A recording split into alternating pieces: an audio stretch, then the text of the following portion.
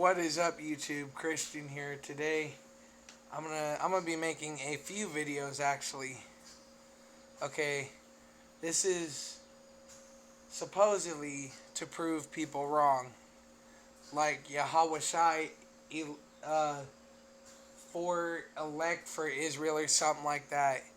But he's been getting very racist lately. He's been saying that God hates white people. God is gonna make all the white people pay, while all these supposed Israelites, he claims he's an Israelite, is are his elect. Okay, so let's get started. The race and appearance of Jesus has been discussed on a number of grounds since early Christianity, although there are no first-hand accounts, and the New Testament includes no description of the physical appearance of Jesus before his death. And its narrative is generally indifferent to racial appearances. It is generally clear that in the Christian scripture that Jesus, if he existed, would have been of Hebrew descent. His genealogy been attested of as of the Hebrew patriarchs in the Gospel of Matthew and the Gospel of Luke. Various theories about the race of Jesus have been advanced and debated. By the Middle Ages, a number of documents, generally of unknown or questionable origin, had been composed and were circulating with details of the appearance of Jesus. Now, these documents are mostly considered forgeries. Many, while many people have a fixed mental image of Jesus drawn from this artistic depictions, these images often conform to ethnic European stereotypes which are not grounded in any serious research on the historical Jesus, but are based on second or third hand interpretations of spurious sources. By the 19th century, theories that Jesus was non Semitic and in particular Aryan were developed. However, as in other cases of the assignment of race to biblical individuals, these claims have been mostly subjective, based on cultural stereotypes and social trends rather than on scientific analysis. For the 2 millennia, a wide range of artistic depictions of Jesus have appeared, often influenced by cultural settings, political circumstances, and theological context. There is no major disagreement that he was ethnically Middle Eastern, though some question what exactly looked at that time. There was a general scholarly consensus that first century Hebrews from Judea were Levantine Middle Easterners. Okay. Now, the New Testament also includes no descriptions of Jesus' everyday appearance before his death, and the gospel of narratives are generally indifferent to people's racial appearance or features. The synoptic gospels include the account of the transformation of Jesus, during which he was glorified with his face shining as the sun. The book of Revelation includes John's vision of the Son of Man, which describes his feet were like unto burnt brass, his head and his hairs were like white as wool and as snow. Other translation, burnished bronze, as if they were burned in a furnace in a vision. Chapter 1, verses 13 through 16. But the vision is usually considered to refer to Jesus in heavenly form, not necessarily his appearance in his earthly life. The Old Testament references about a coming Messiah, whom Christians believe to be Jesus, have been projected forward to form conjectures about the appearance of Jesus on theological rather than historical grounds.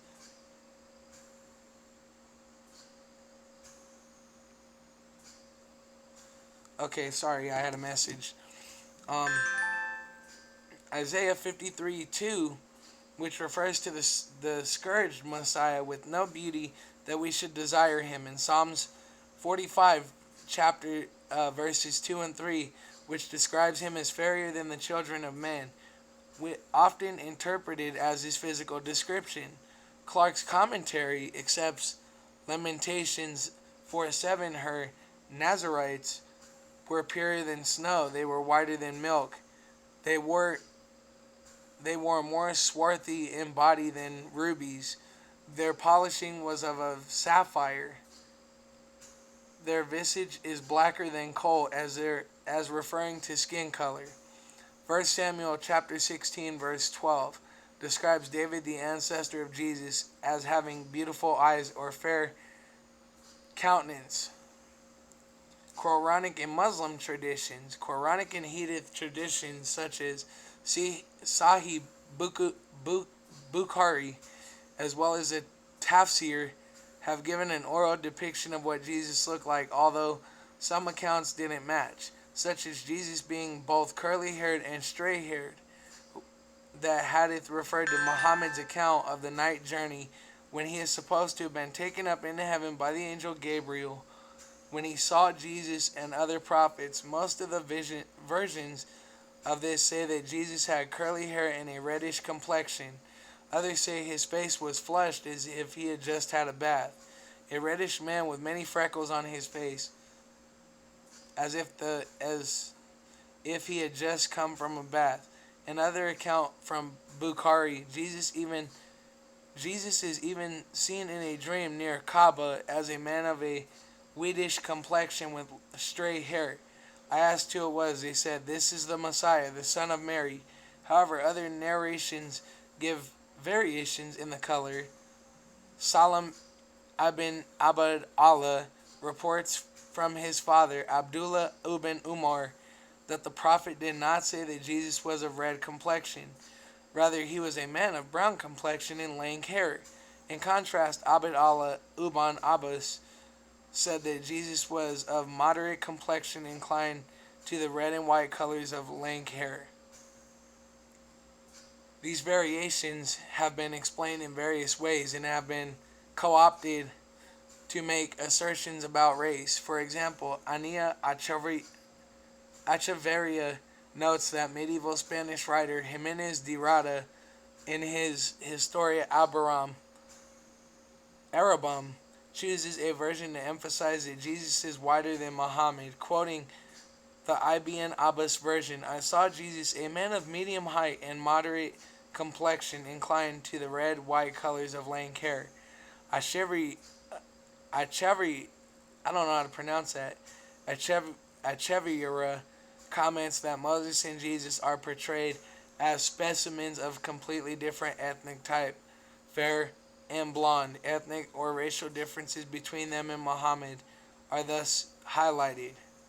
Early church to the Middle Ages. Despite the lack of direct biblical or historical references from the 2nd century onward, various theories about the appearance of Jesus were advanced. But early on, these focused more on his physical appearance than on race or ancestry. Larger arguments of this kind have been debated for centuries. Justin Martyr argued that the genealogy of Jesus in the biological Davidic line from Mary, as well from his non-biological father Joseph. But this only implies a general Jewish ancestry acknowledged generally by authors. The focus of many early sources was on the relative physical beauty of Jesus. The 2nd century anti-Christian philosopher Celsus wrote that Jesus was ugly and small. Justin Martyr, Tertullian, and Ambrose actually considered the lack of physical attractiveness in Jesus as fulfilling Messianic prophecy. Sorry, got another message. Okay. Suffering servant narrative of Isaiah 53. But the more mainstream view, as expressed by church fathers St. Jerome and St. Augustine of Hippo, argued from a theological perspective that Jesus must have been ideally beautiful in face and body. For Augustine, he was beautiful as a saint. Thomas Aquinas, in his Summa Theologiae, based on his analysis of the perfection of Christ, reasoning that Christ must be embodied every possible human perfection. By the Middle Ages, a number of documents, generally of unknown or questionable origin, had been composed and were circulating with details of the appearance of Jesus as described below. Around the 9th century, Aphanius Monachus referred to a tall angelic figure which was at times interpreted as Christ, but scholars consider it an unlikely reference to Jesus. Other spurious references include Arco volume and the letter of Pontius Pilate or Tiberius Caesar as the descriptions in which were most likely composed in the Middle Ages. A forged letter by Publius Lentulus, the governor of Judea, to the Roman Senate dates around the year 1300 and according to most scholars was composed to compensate for the lack of physical description of Jesus in the Bible. Also, the 14th century Nicephorus Callistus quoted an unnamed antique source that described Jesus as a tall and beautiful with fair wavy hair, but his account was most likely without basis and was inspired by prevailing the artistic images of Jesus. Okay.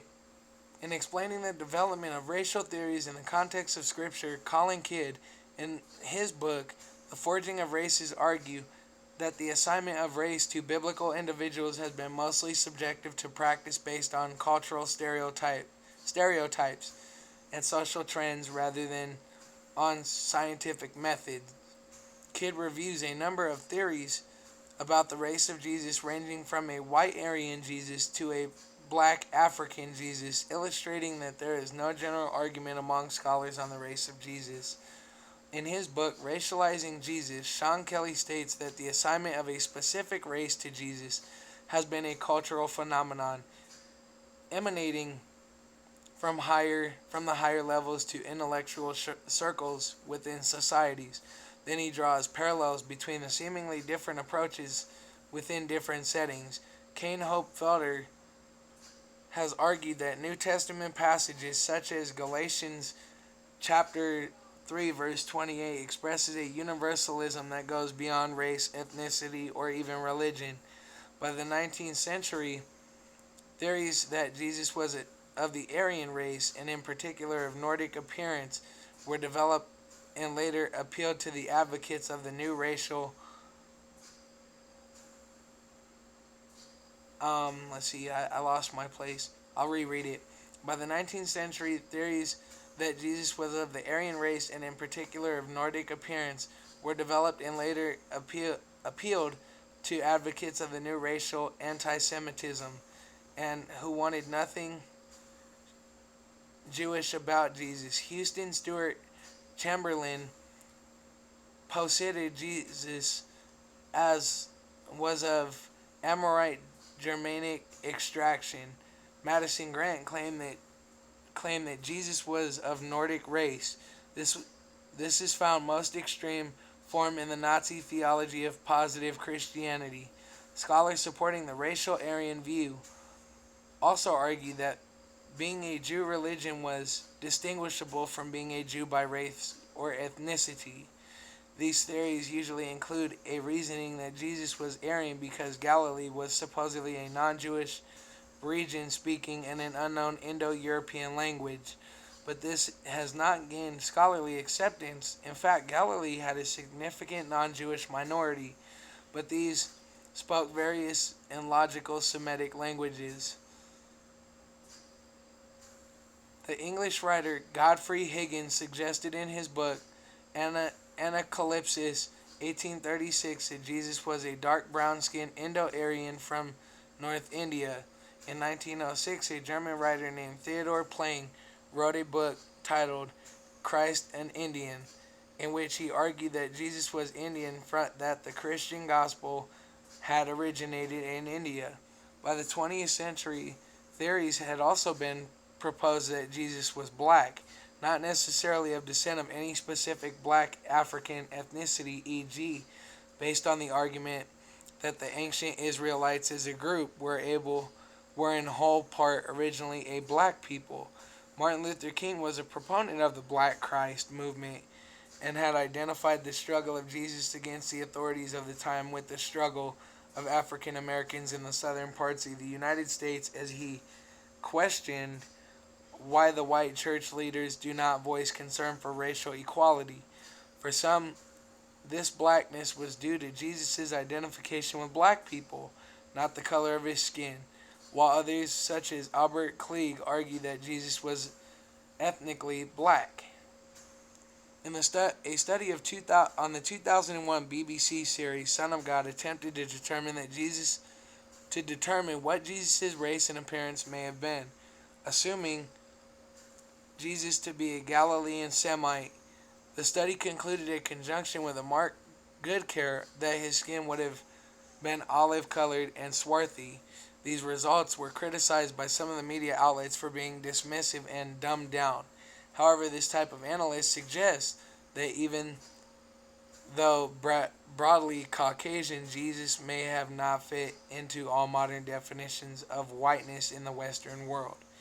In academic studies, beyond generally agreeing that Jesus was Jewish, modern scholarship has not conclusively dealt with the question of what Jewish really meant.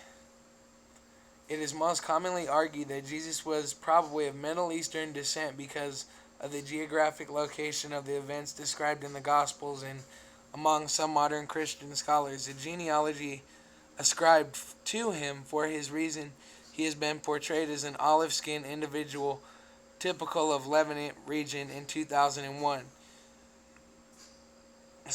A new attempt was made to discover what the true race and face of Jesus might have been. The study, sponsored by the BBC France 3 and Discovery Channel, used one of these first 3rd-century Jewish skulls from a leading department of forensic science in Israel. A face was constructed using the forensic anthropology by Richard Nave, a retired medical artist from the Unit of Art and Medicine at the University of Manchester.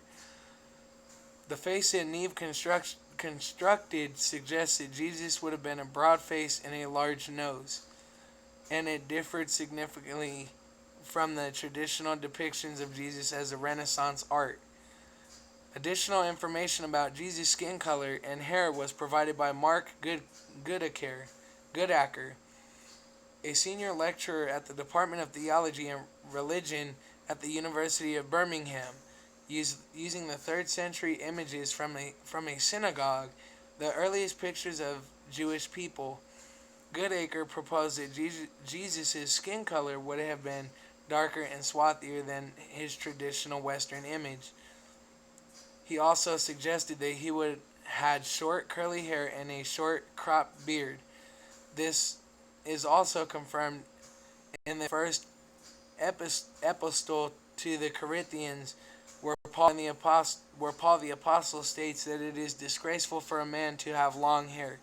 As Paul allegedly knew many of the disciples and members of Jesus' family, it is unlikely that he would have written such a thing had Jesus had long hair.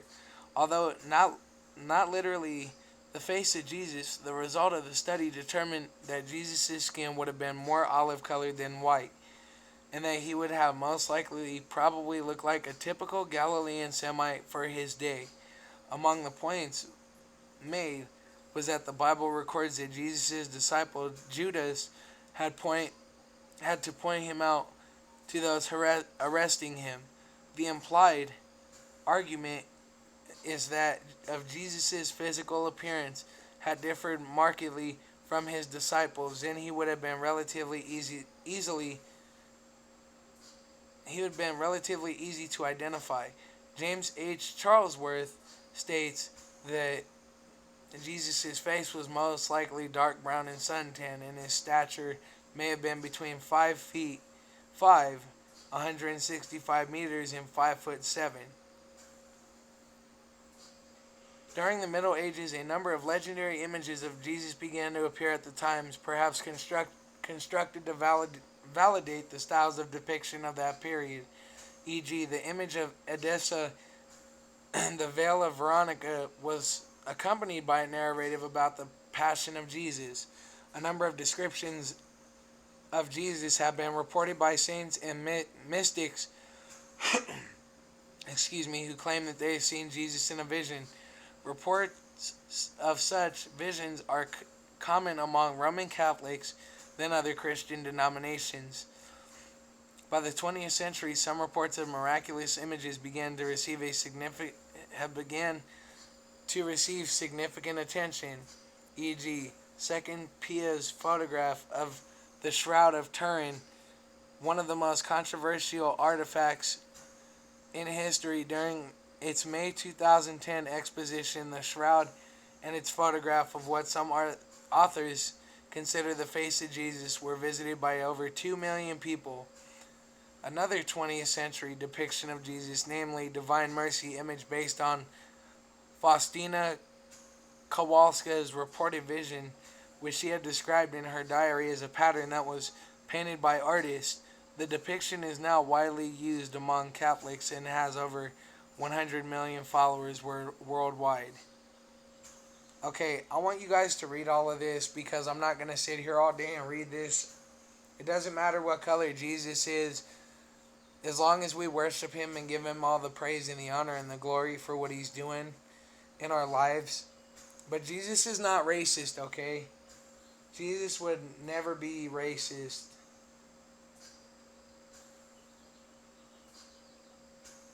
Okay, so to this Yahweh Shai, whatever, elect for Israel, you're not one of God's elect because you're trying to start a racial war saying that God hates white people, that we're supposedly white devils.